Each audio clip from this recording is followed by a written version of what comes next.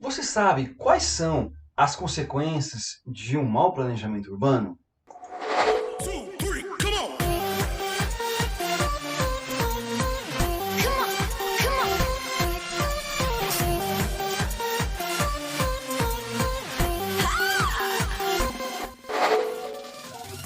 Olá, caro aluno! Como já estudamos sobre o crescimento das grandes cidades, vimos que o processo de urbanização no Brasil ocorreu principalmente a partir da década de 50, quando se intensificou a industrialização no país.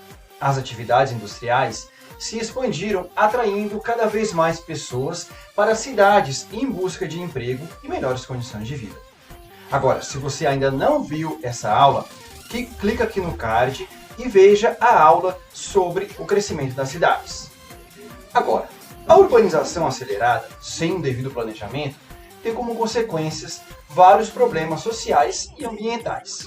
Nas grandes cidades, são comuns problemas como a violência, o crescimento desordenado, o inchaço das cidades, moradias em lugares inadequados, hospitais superlotados, transporte coletivo insuficiente, os diversos tipos de poluição, produção de lixo, educação de baixa qualidade, desigualdade social, entre outros. Mas antes, queria mandar um salve para os alunos que comentaram o vídeo. A Júlia Neves, Júlia de Jesus, o Enzo Luca, o Matheus Queiroz, a Giovana Costa, o Pedro Flores, o Henrique, a Marina, o Vitor, a galera do 6º A1 e 6º B1, do Colégio Serras. Agora clica lá na mãozinha e se inscreve no canal. E ajuda o Careca. Estão preparados para ver os principais problemas urbanos? Estamos, capitão! Eu não ouvi direito! Estamos, capitão! O problema da habitação é um dos mais graves nas cidades brasileiras. A desigualdade social é bem evidente quando comparamos as áreas habitadas pela população mais pobres aos bairros de elite, que ocupam as regiões mais valorizadas. Essa separação da população no espaço urbano segundo o nível de renda é conhecido como segregação espacial. É comum vermos em grandes cidades o crescimento das favelas, que são ocupações clandestinas sem infraestrutura urbana adequada. Segundo o Instituto Brasileiro de Geografia e Estatística, o IBGE, atualmente mais de 11 milhões de pessoas moram em favelas no Brasil. Também vemos o crescimento dos cortiços, que são habitações coletivas, normalmente em regiões desvalorizadas, próximos aos centros das cidades ou bairros mais antigos. Alguns desses imóveis se transformam em moradia de um número superior de pessoas ao que seria adequado ao seu tamanho. Dessa forma, os cortiços apresentam vários problemas aos seus moradores, como a falta de higiene, de iluminação e de ventilação, favorecendo o aumento de doenças como a tuberculose e, mais atualmente, a Covid-19. Os problemas da mobilidade urbana refere-se às condições de deslocamento da população no espaço geográfico das cidades. Esse termo é geralmente empregado para referir-se ao trânsito de veículos e também de pedestres, seja através do transporte individual, como carros e motos, seja através do uso de transportes coletivos, como os ônibus e os metrôs.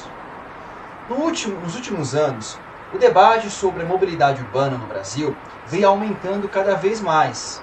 Um dos motivos é que a maior parte das grandes cidades do país vem encontrando dificuldades em desenvolver meios para diminuir a quantidade de congestionamentos ao longo do dia e o excesso de pedestres em áreas centrais dos espaços urbanos.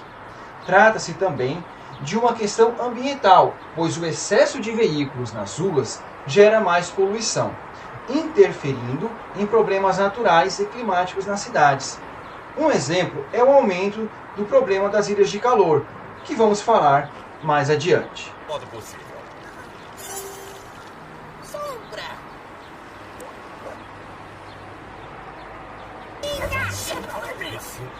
A principal causa dos problemas de mobilidade urbana no Brasil relaciona-se ao aumento do uso de transportes individuais comparado com a utilização de transportes coletivos. Embora os transportes coletivos também encontrem dificuldades com a superlotação.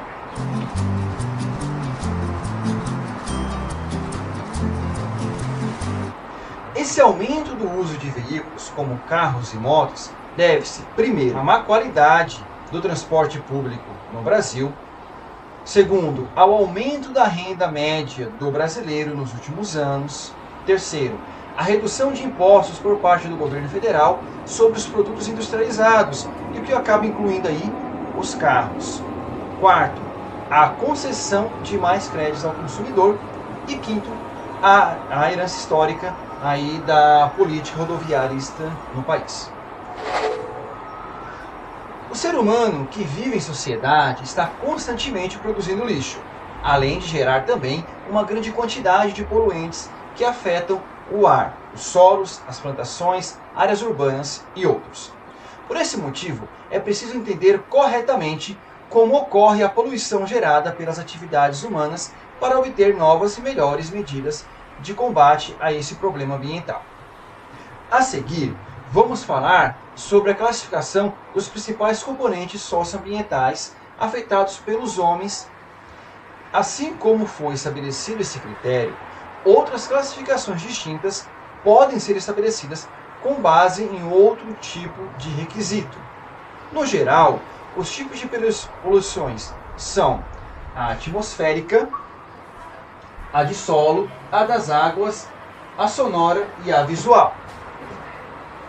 A poluição atmosférica ocorre pela emissão de poluentes no ar, pelas práticas sociais, como a emissão realizada pelas chaminés das indústrias e veículos em geral, que costumam emitir uma grande quantidade de gases tóxicos para a atmosfera, principalmente por meio da queima de combustíveis fósseis, como o petróleo e o gás mineral. Com isso, áreas urbanas inteiras sofrem com a qualidade muito baixa do ar. Isso afeta também o planeta, que vem sofrendo muito com a emissão de combustíveis fósseis, o que intensifica o efeito estufa e o aquecimento global, na visão da maioria dos cientistas da atualidade. Isso é uma vergonha. A poluição das águas ocorre pelo acúmulo de resíduos e poluentes nos cursos de água, como rios, lagos, bacias hidrográficas em geral e também os mares e oceanos. Trata-se de um dos mais graves problemas ambientais, porque afeta a disponibilidade de um dos mais importantes recursos naturais, além de causar a morte de espécies nos rios e mares. Geralmente, a poluição das águas ocorre com o acúmulo de lixo nas bacias hidrográficas e nos rios, além de derramamento de produtos químicos e também de petróleo no fundo dos mares. Em áreas urbanas, o excesso de poluentes nos rios gera também um grande desconforto para a população em razão do aumento de doenças e do mau cheiro causado, em muitos casos, pelo mau direcionamento do esgoto doméstico e industrial.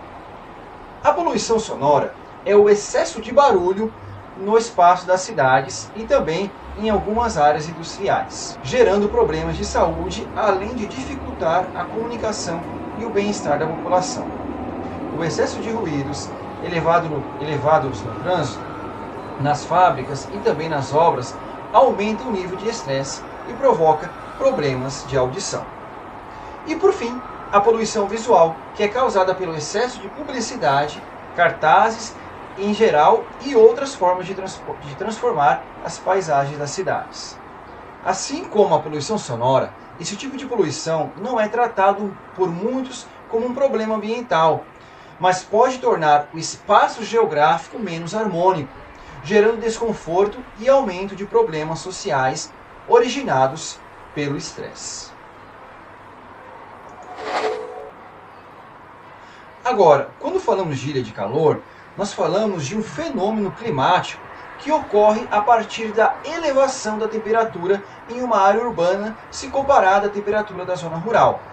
Isso quer dizer que nas cidades, especialmente nas grandes, a temperatura é superior ao redor formando literalmente uma ilha.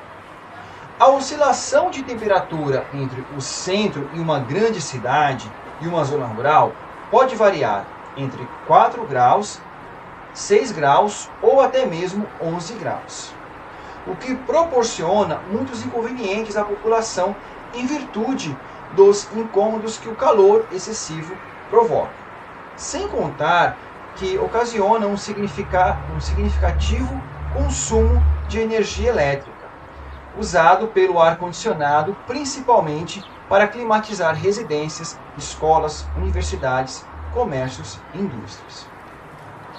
A ilha de calor pode ser percebida na parte da tarde e à noite, mas o ápice da diferença de temperatura entre as áreas urbanas e rurais acontece ao anoitecer, pois a área rural resfria mais rápido do que a urbana, onde muros, calçadas, asfaltos e todo tipo de edificação recebem durante o dia luz e calor do sol, que fica retido por mais tempo, proporcionando a diferença de temperatura entre essas áreas.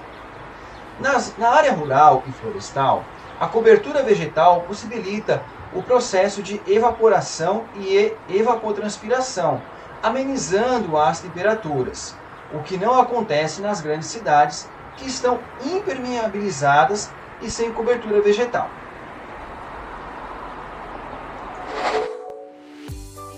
Chegamos ao fim de mais uma aula, onde passamos pelos problemas da habitação, a mobilidade urbana, a poluição e sua classificação, como atmosférica, de solos, das águas, sonoras e visual, e finalizamos com a ilha de calor. Espero que você tenha gostado da aula e entendido melhor esses problemas que acontecem nas grandes cidades. Um forte abraço e não se esqueça, não cole do colega, mas cole no careca. Um forte abraço e até a próxima aula.